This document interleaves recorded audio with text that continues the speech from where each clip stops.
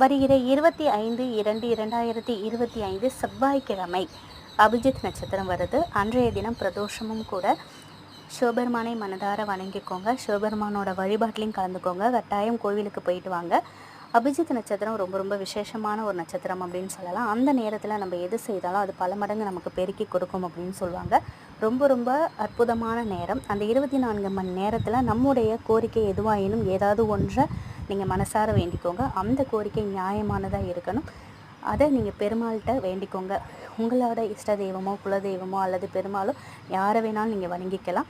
இந்த அபிஜித் நட்சத்திர நேரம் பார்த்தீங்கன்னாக்கா செவ்வாய்க்கிழமை அன்று மாலை 6:18 6:42 6:18 முதல் 6:42 வரை இருக்குது. இந்த 24 மணி நேரத்தை தவற விடாதீங்க.